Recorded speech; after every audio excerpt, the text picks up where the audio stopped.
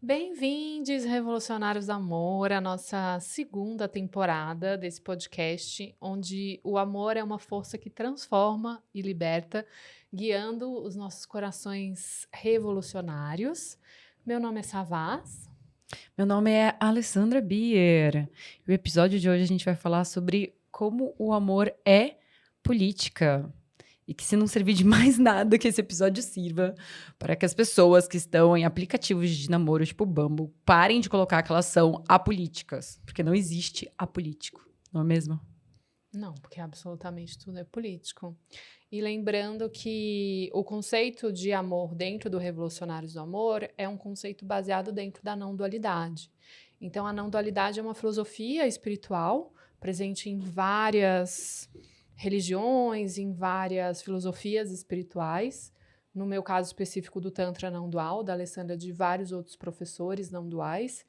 E esse entendimento que amor é aquilo que conecta todas as coisas, é aquilo que é impossível de ser posto em palavras, é aquilo que a maioria das pessoas muitas vezes chama de Deus, mas como Deus caiu num projeto do patriarcado, de controle dos corpos, de domínio da sexualidade, e tudo mais, eu gosto de usar a palavra amor para entender essa certeza que tudo é conectado, né? E sobre essa perspectiva de filosofia espiritual, quando a gente vai falar que amor é político, é muito no sentido de como a nossa espiritualidade pode dar suporte para uma proposta política que faça sentido, né? Porque a gente tem várias propostas religiosas atualmente no mundo que não fazem sentido do Sim. ponto de vista espiritual. Então, na verdade, são dois passos, né? Primeiro, entender que a vida é um ato profundamente político. Por quê? Tudo que a gente faz é política. Se você come pão, se você toma café da manhã, se você bebe água, se você respira o ar poluído, se você vive numa região influenciada pelas mudanças climáticas. Tem até um comediante que ele faz, eu não lembro o nome dele, se eu lembrar, eu coloco na descrição o vídeo dele. E ele fala sobre como as pessoas criticam que o stand-up dele, ele fala sobre política. E daí ele imita uma pessoa falando: por que você tá falando de política? Tipo, política não me importa. Eu não. E daí ele começa a enumerar isso, né? Eu não sou uma pessoa grávida, eu não sou uma pessoa preta, eu não sou uma pessoa deficiente físico, eu não sou uma pessoa. E daí ele vai enumerando, ele começa pelas identidades que são mais diretamente afetadas pelas políticas, mas aí ele chega nesse lugar. Eu não tomo café, eu não me utilizo de nenhuma commodity no mundo que está sendo impactada por mudanças climáticas. Então, toda a vida, ela é um ato político. E o amor, para mim, ele é um ato profundamente político, porque ele pode ser utilizado em luta por igualdade, em luta por liberdade. E a gente vive desse lugar, politicamente falando, onde ou a gente está lutando pela manutenção de um status quo, que oprime muitas pessoas e explora muitas pessoas, ou a gente está lutando pela liberdade e pela igualdade dessas mesmas pessoas. É muito forte isso para mim, e um dos motivos que eu convidei a Alessandra para fazer essa segunda temporada comigo é porque eu vejo nela essa força de esperança e um desejo profundo de fazer cursos, palestras voltados para uma espiritualidade politizada. Hoje a gente tem uma espiritualidade muito despolitizada, muito branca, e existe uma crítica constante, né, sobre, né, esse projeto Gratiluz e todo esse meme místico, mas é importante dizer que não são os místicos brancos que são um problema, né? Não é eles que a gente tem que, por mais que a gente ria muito dos memes, não é eles que a gente deve juntar a nossa força, né? E o amor, ele tem essa capacidade de ser realmente um combustível para a nossa força, para a nossa resistência. Uma das coisas que eu gosto de explicar para os meus alunos quando eu estou falando sobre não dualidade, porque é um conceito difícil de se entender, você imagina, por exemplo, se tudo é uma grande unidade, imagina que eu sou o universo inteiro e tudo que existe. Então, por exemplo, se a minha mão é a Amazônia e se a minha outra mão sou eu mesmo, se a Amazônia começa a pegar fogo, é óbvio que eu vou fazer alguma coisa para além de postar nas redes, né? Porque hoje em dia a gente tem uma geração que acha que postar nas redes é suficiente. Então, se mobilizar para fazer realmente parte da luta política é muito importante, inclusive como uma forma real de transformar amor em ação, né? A gente Sim. definiu no primeiro dia que amor é ação, então isso é muito importante. E muitas vezes a espiritualidade está se desconectando de valores fundamentais, se conectando com valores muito capitalistas e esquecendo que um dos caminhos do amor é a caridade, né? O Karma Yoga é um caminho espiritual muito importante. O Karma Yoga, para quem não sabe, é a linhagem dentro do yoga, vinculado com esse lugar de atos de caridade, com atos de amor, com atos de devoção à desigualdade, com essa barbárie que a gente vive. Então é um caminho muito importante dentro da linha espiritual e é importante a gente perceber como a espiritualidade hoje muitas vezes está reproduzindo discursos capitalistas. Sim.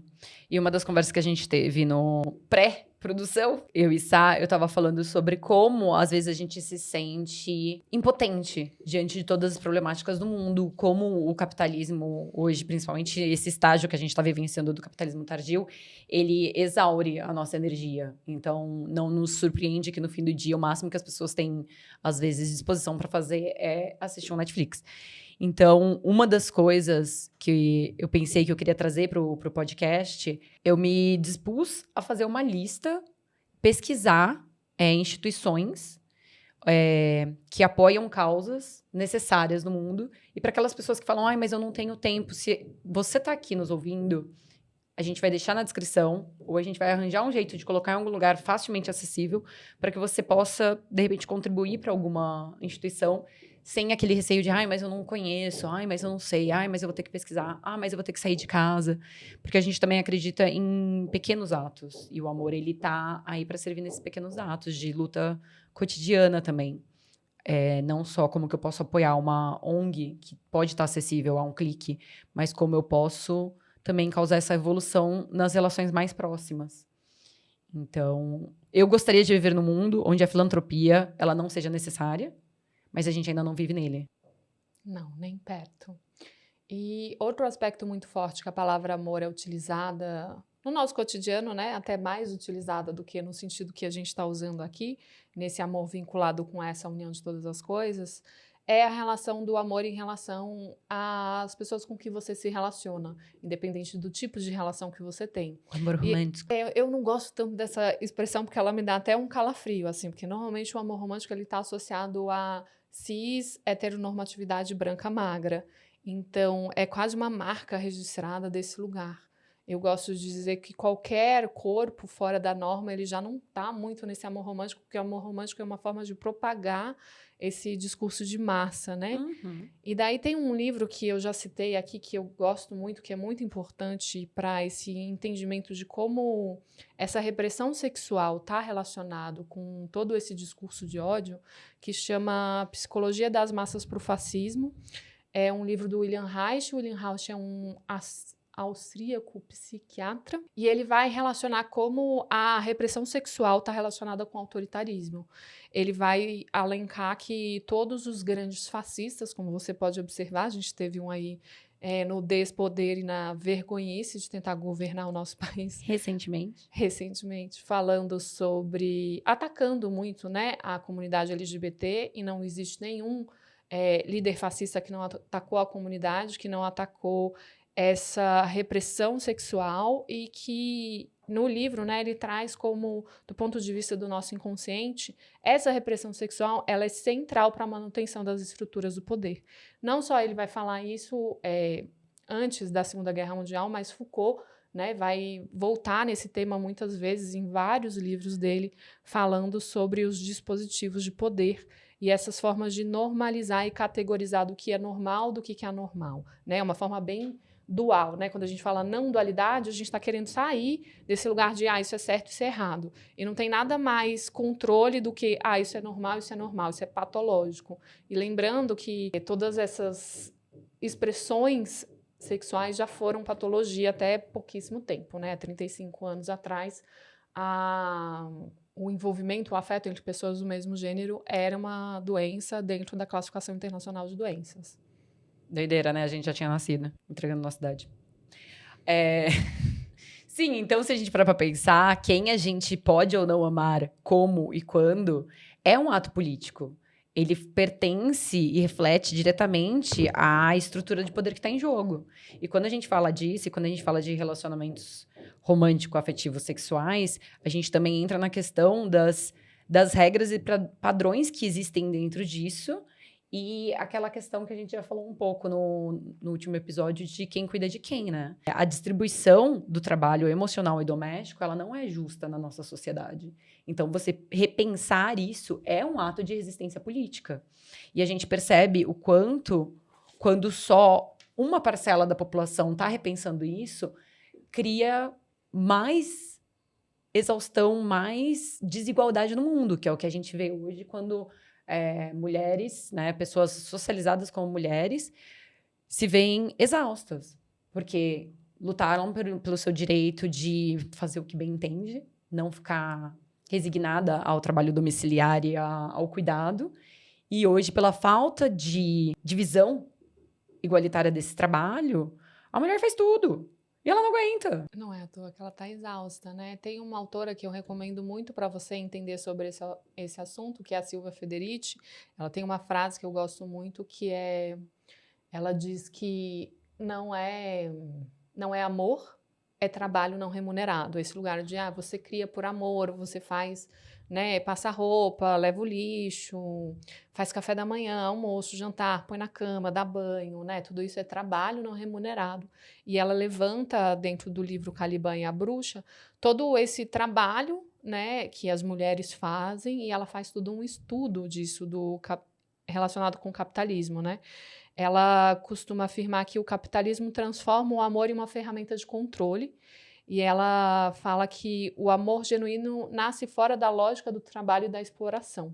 Então, é uma autora muito importante para se pensar esse lugar da mulher dentro do sistema capitalismo e como o amor nesse sistema é usado como arma de manipulação. Então, você diz que é amor, mas você, na verdade, está obrigando a pessoa a trabalhar de forma exploratória. Exato. E é muito louco, porque hoje em dia a gente vê um movimento nas redes sociais que em inglês chama Threadwives, que é a esposa troféu.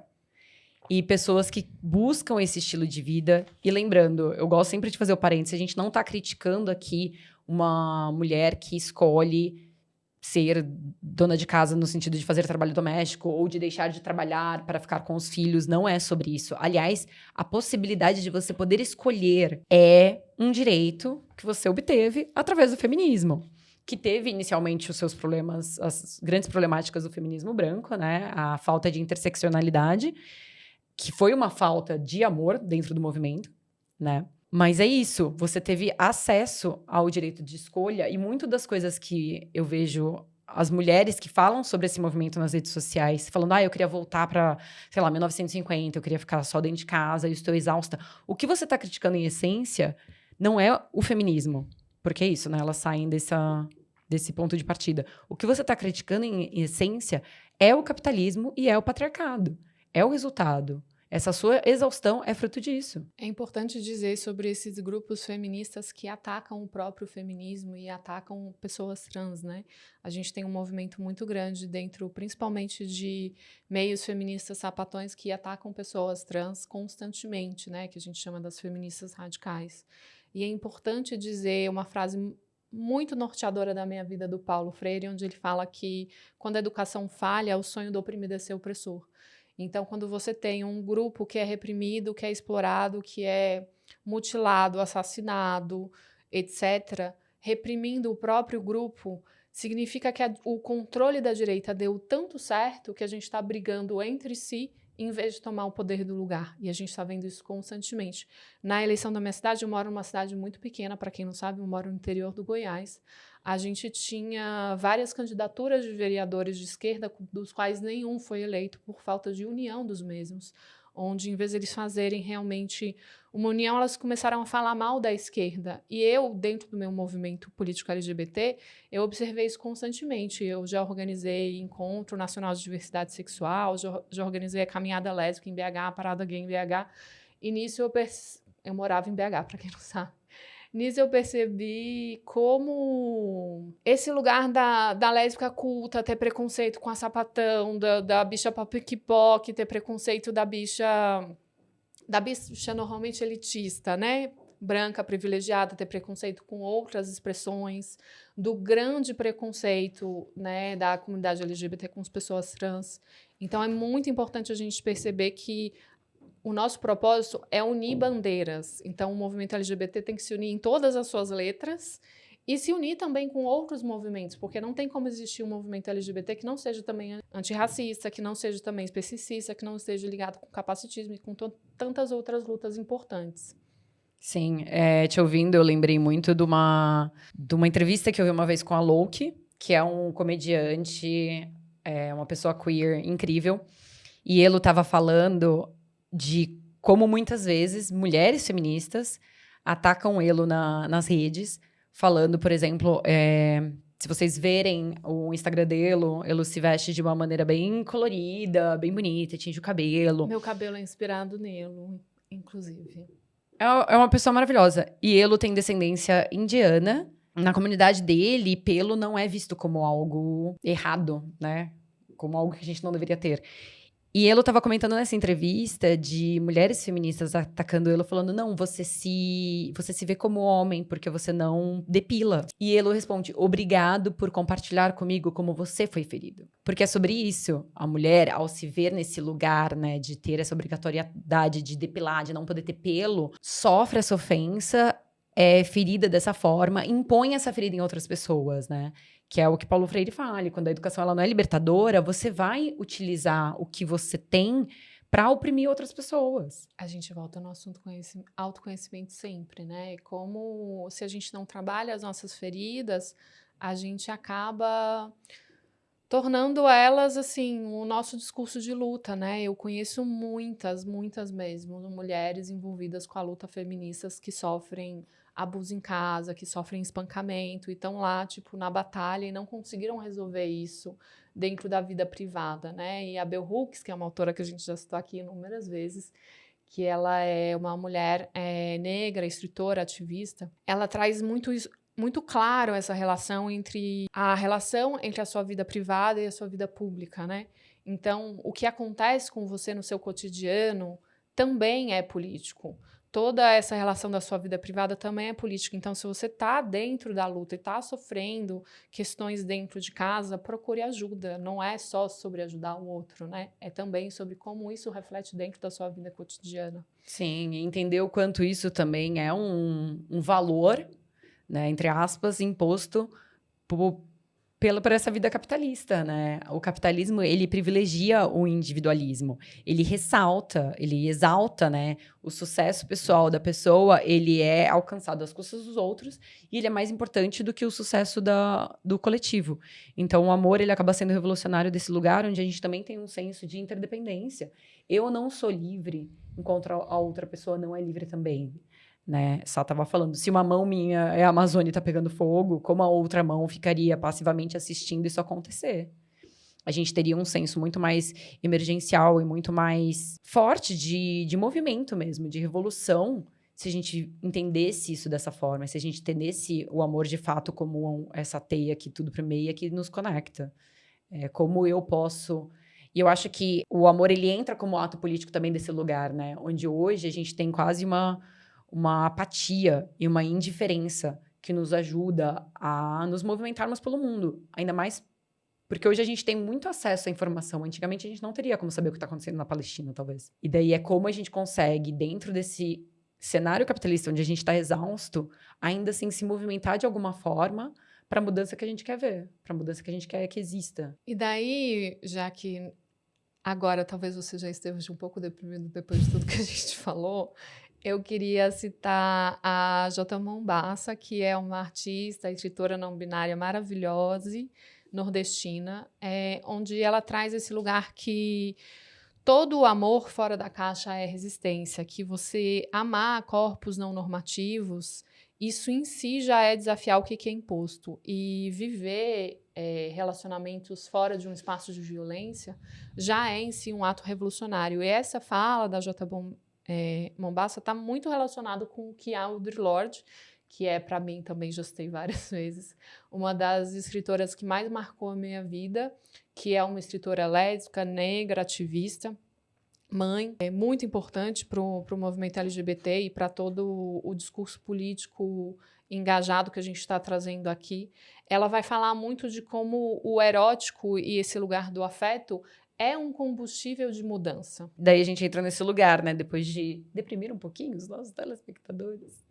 Nossos ouvintes, eu tô com a mania de falar telespectadores. Como a gente utiliza o amor como uma ação e como uma forma de movimento, de criar essa esperança que a gente está buscando, que é um dos principais motivos pelo qual a gente resolveu fazer esse podcast. Era algo que a gente estava precisando, isso é um convite, é para mim e para você, não é só para você.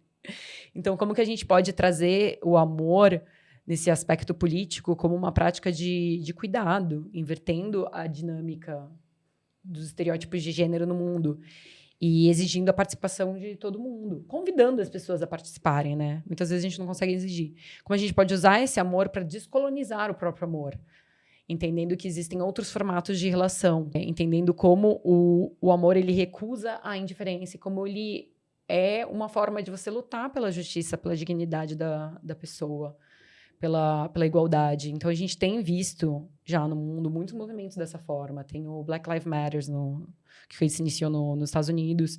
Tem o Me Too Movement, que fala sobre abuso e violência sexual. O fato de que o feminismo tem entendido as suas falhas e ter se tornado mais interseccional. Os movimentos LGBT. Então, como a gente pode apoiar essa construção de comunidade? Eu vi um documentário recentemente, chama Deconstructing Karen. Desconstruindo a Karen.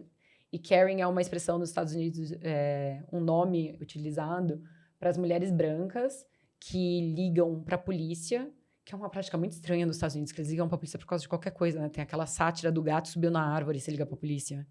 Queria ver isso no Brasil. De mulheres brancas ligando para a polícia porque tem pessoas pretas, tipo, fazendo churrasco no parque, parado na esquina. Tem um caso muito polêmico de um homem preto que estava no parque em Nova York observando pássaros. E daí, essa ONG, ela convida mulheres brancas para jantar. E o nome chama Race to Dinner, Raça para Jantar, para falar sobre o racismo.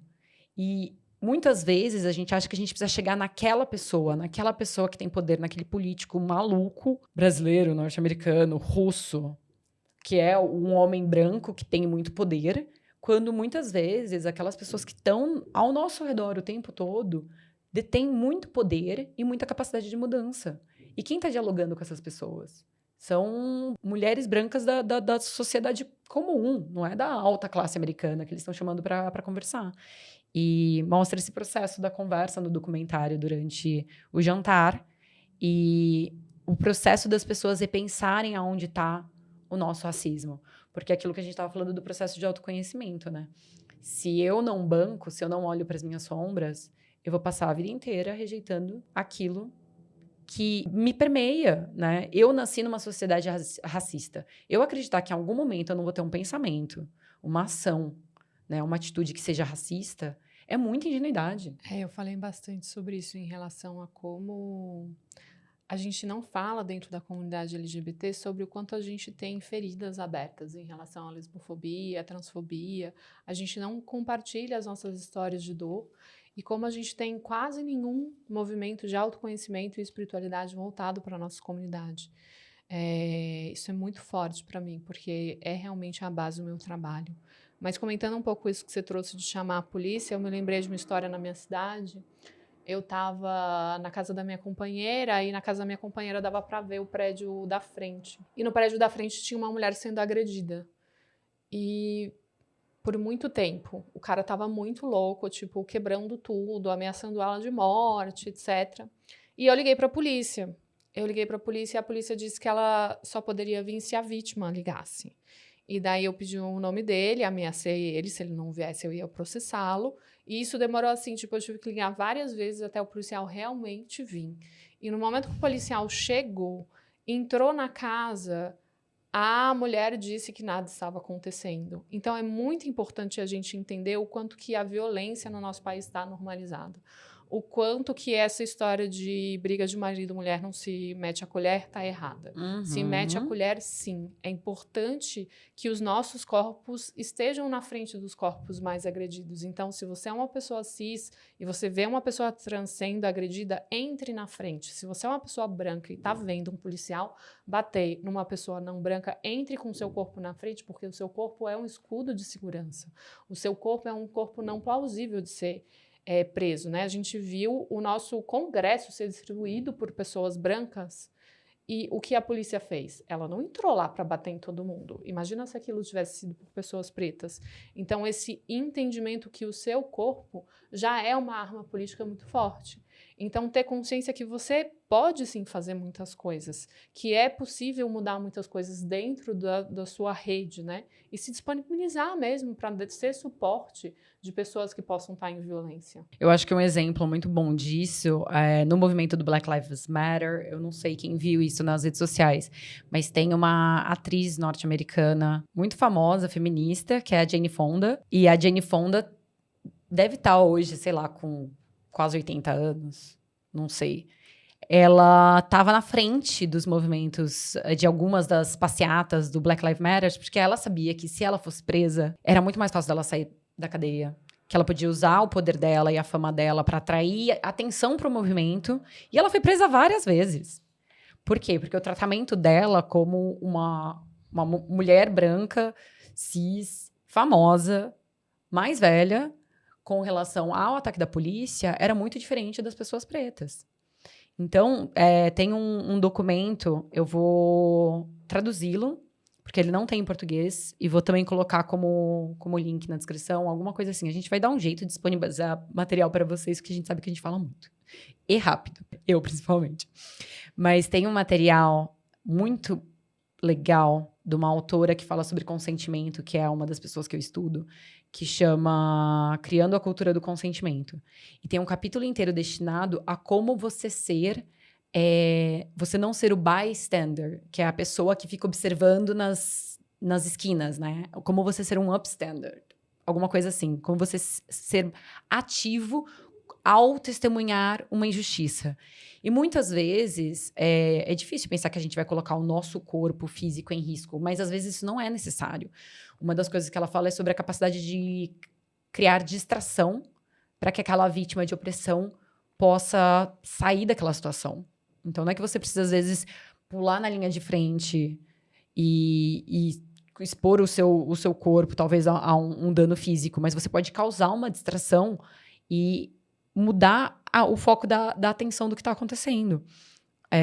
Outras formas de você fazer isso também é não sendo omisso, não é mesmo? Aquelas conversas que muitas vezes eu vejo dentro da cultura de não consentimento que a gente vive hoje, do abuso, do assédio, do estupro, da violência sexual, a gente tem o pior caso possível que existe no mundo, mas os piores casos, eles são em algum nível, mais raros e fruto de que a gente não impede aquele caso anterior de acontecer. O que eu tô querendo dizer com isso? Quando você tá entre homens, num churrasco, e alguém faz um comentário machista, que parece bobagem, que parece que é só uma piada, e você não repreende essa pessoa, e você não se manifesta, é a mesma coisa. Você também não é um cara...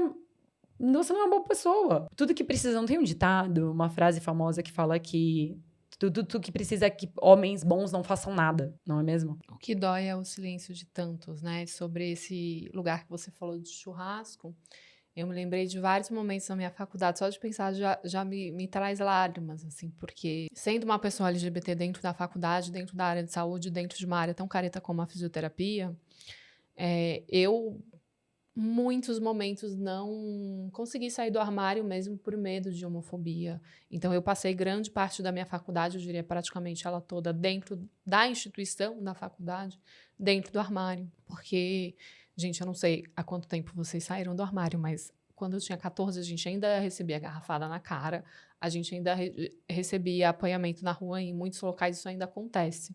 Então, as pessoas se esquecem o quanto que o movimento LGBT já andou. Então, eu me lembro de várias vezes estar no churrasco e começar a piadinha homofóbica. Então, se você estava nesse churrasco da faculdade, não falou nada, saiba o quanto o seu silêncio me doeu muito mais do que a piada. Porque para a pessoa LGBT que está sofrendo a violência, é muito mais difícil conseguir falar. Porque ela está tentando lidar com o próprio sentimento de dor para conseguir dizer algo sem cair em prantos. E é muito mais fácil para quem não está sentindo a dor na pele, para quem não tem uma ferida aberta sobre o assunto, conseguir falar alguma coisa. Outra coisa que você falou que eu acho importantíssimo, que quem me deu um exemplo muito forte foi o Pat Adams, você falou sobre criar a distração. E aí, gente, se você acha que Pat Adams é aquele cara do filme, que você viu Robin Williams, Pat Adams é um revolucionário do amor, das pessoas mais incríveis que eu já vi falar, o verdadeiro, não o maquiado hollywoodiano com Robin Williams. O verdadeiro Pat Adams, ele uma vez estava dando uma palestra aqui no Brasil e ele tirou da bolsa uma dentadura era uma dentadura dessas de vampiro, mas era uma dentadura muito esquisita. E se você não conhece, ele se veste de uma forma muito normativa. E uma das coisas que ele fala é que ele é um ativista do amor 24 horas por dia. Então, às vezes, ele está no supermercado e ele vê uma mãe agredindo uma criança, verbalmente, emocionalmente, psicologicamente. E aí ele põe a dentadura é muito perspicaz. E ele fala, esse é um instrumento de parar a violência, automaticamente transformar ela em gargalhada. Porque na hora que ele põe aquilo, fica tão engraçado que as pessoas começam a rir, sabe?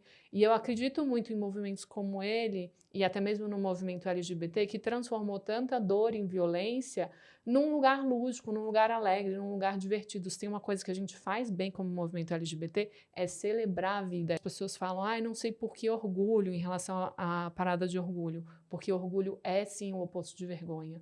Porque a gente sofreu muito e a gente está lá para celebrar a nossa existência de simplesmente estar vivo, de não ser mais um na estatística de ter sido assassinado, de não ser mais um na estatística de ter sido, né, violentado.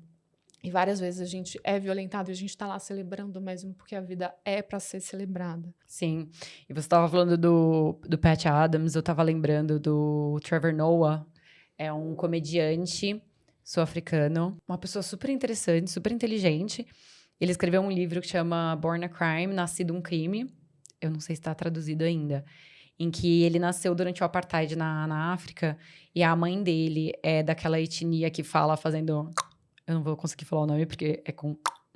que é Chola. E o pai dele é suíço. A mãe dele era muito perspicaz também, porque ele nasceu de uma cor mais clara do que a mãe. Ele fala que ele era um tom mais chocolate.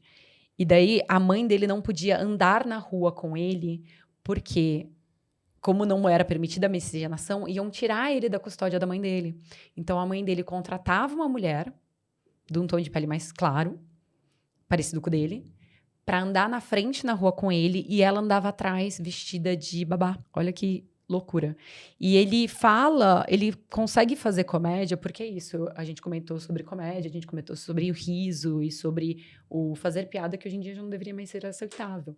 E eu cresci no interior do Mato Grosso, em um lugar que é bem conservador, é bem preconceituoso, é bem racista, é bem machista. E foi parte da minha história achar que essas piadas eram engraçadas, as piadas que inclusive me oprimiam como mulher. E falar que era só uma piada. Eu não nasci cozida. E eu não tô cozida e não vou ficar cozida nessa vida. Essa expressão de cozida é do Ram Dass, que eu já citei aqui antes. Que ele fala, a gente nunca tá pronto nessa vida. Então, eu precisei pensar a forma que eu via o humor. E o que eu gosto no Trevor Noah é que ele é um comediante incrível, né? Ele tem vários stand-ups, inclusive disponível no Netflix, em que ele não faz piada com minoria. Ele faz a piada dessa construção preconceituosa do mundo, né? Ele subverte a piada que normalmente é feita de forma racista. E uma das questões que eu acho que algumas pessoas ainda não entendem do problema da piada é que algumas piadas são utilizadas para normalizar situações que oprimem, abusam, violentam e matam pessoas. Essas piadas a gente não deveria mais fazer. E esse lugar de normalizar a violência, a gente volta no tema que a Alessandra é especialista, né, que é o tema do consentimento. A gente tem uma cultura muito misógina de normalizar a dor na penetração, normalizar um gap gigantesco entre quem goza e quem não goza em relações entre homens e mulheres, normalizar, sentar na mesa de duas mulheres que estão se beijando e pedir para entrar no meio. Então, essa normalização da violência e toda essa cultura de estupro, ela precisa ser dita. E uma coisa que me impressiona muito, porque né, a gente está aqui já há um tempo criando uma cultura do consentimento, né? A Alessandra faz a produção de um festival que se chama Unsexibility, que é um festival que tem essa cultura, ela também dá vários workshops voltados para essa cultura do consentimento. O que me impressiona é como as pessoas, primeiro, não se interessam por esse assunto porque elas não veem a necessidade, elas não têm consciência o quão importante consentimento, o estudo do consentimento é para o autoconhecimento e desenvolvimento de uma sociedade não violenta. Sim, uma amiga nossa achou engraçado, porque nesse Sexibility ela estava removendo um flip chart, né, de uma sala e fez assim, o Sexibility é tão engraçado, quem que num festival de sexualidade estava falando sobre capitalismo, patriarcado, deu assim, esse era o meu flip chart. Porque é isso, eu comentei já no episódio, talvez eu comente várias vezes, gente.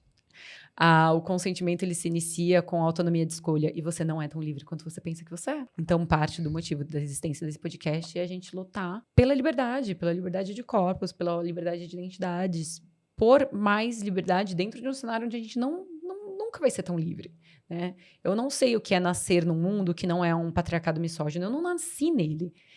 Por conta disso, eu nunca vou saber completamente, com uma clareza total, o quanto isso influencia a minha vida, o quanto isso limita a minha vida, o quanto isso dificulta a minha vida. Da mesma forma como a gente não nasceu num mundo que não seja racista, que não seja colonizadora, que não seja não consensual, que não seja de sexualidade negativa. É uma realidade católica cristã. E o quanto isso permeia e quanto essas coisas conversam. Nesse workshop que eu trago esses temas, eu mostro também como essas coisas conversam e casam bem, sabe? A gente tem uma sociedade onde o sexo é visto de uma forma negativa. O sexo, ele é para ser feito dentro do casamento, para fins reprodutivos, ou no escurinho dos espaços, de preferência alcoolizado, né? A gente não vê o sexo como uma coisa saudável. Existe toda uma briga pra gente ter educação sexual nas escolas, e daí um bando de retardado achando... Foda-se, podcast é meu. Um bando de retardado achando que educação sexual é sobre ensinar criança a transar, pelo amor de Deus. E daí quando fala sobre infecção, IST, e sobre gravidez. Ninguém fala sobre prazer, porque o prazer também é uma ferramenta de revolução. A gente vai falar sobre isso num outro episódio, né? Que a gente dá tanto valor para prazer que a gente vai falar sobre prazer no nosso episódio onde o amor é a espiritualidade. Aguarde. Então, todas essas coisas conversam na sociedade, né? A gente vive numa sociedade não consensual, onde a gente não aprende a comunicar os nossos desejos, as nossas necessidades, onde a gente não coloca limite. Comunicar limites, a gente está tão desaprendido. Presta atenção, quando você fala sobre limites, se é que você fala, a maioria das pessoas fala sobre impor limites. A gente vive numa sociedade tão de dominação, tão exploratória, que quando a gente conversa sobre limites, a gente já acredita que a gente precisa impô-los. Na verdade, você precisa comunicar os seus limites. Não seria necessário você impor os seus limites. Comunicar os seus limites, ter limites e conhecer os seus limites é uma característica de uma pessoa empoderada. Só que uma pessoa empoderada não serve ao status quo. E esse assunto é tão importante, desse entendimento de aulas, de workshops de vivência, voltado, né, para as pessoas que querem fazer um trabalho de autoconhecimento, de espiritualidade, com um pensamento voltado para esse lugar da política, voltado para esse lugar. É importante perceber como essa cultura da espiritualidade hoje, ela está despolitizada. O movimento que a gente chama de movimento gratiluz, né, que não é nem um movimento, é praticamente um meme, a gente observa inúmeras escolas ditas de espiritualidade pregando normas heteronormativas, pregando normas de controle de corpos, pregando normas de violência. Eu tenho, na primeira temporada desse podcast, tem uma entrevista com o meu professor espiritual, o Christoph Wallis, também conhecido como Harish, onde ele fala que não faz sentido uma espiritualidade que faça com que você se sinta oprimido, que faça com que você se sinta silenciado e que faça com que você sinta que quem você verdadeiramente é, em essência, não é válido. E o quão rico é ter um espaço de pensamento sobre autoconhecimento e espiritualidade, onde você possa ser quem você verdadeiramente é. Eu gosto de falar para os meus alunos que a gente é uma grande família de esquisitos, e que se adequar a uma norma de uma civilização, de um estado de barbárie tão violento, só pode ser um estado de doença, né? O Hermógenes tem uma frase bem famosa, que é Deus me livre de ser normal. Então, que a gente entenda que esse lugar, né, de amar corpos não normativos, de desafiar o que nos é imposto, é também um ato revolucionário. E o amor, como essa ferramenta de revolução que a gente quer trazer nesse podcast, ele subverte a lógica da dominação, porque ele cria relações que são mais horizontais, né? A gente precisa começar a questionar as hierarquias. Não existe hierarquia na natureza. Isso é uma criação humana. Por mais que uma árvore na floresta tenha 300 anos e uma planta tenha 2, não existe uma relação de superioridade, porque cada item, cada coisa na natureza ocupa o seu espaço. E uma coisa que eu queria trazer também, antes da gente finalizar, é que toda vez que eu critico o capitalismo, vem alguém defendendo como a única coisa que a gente conhece.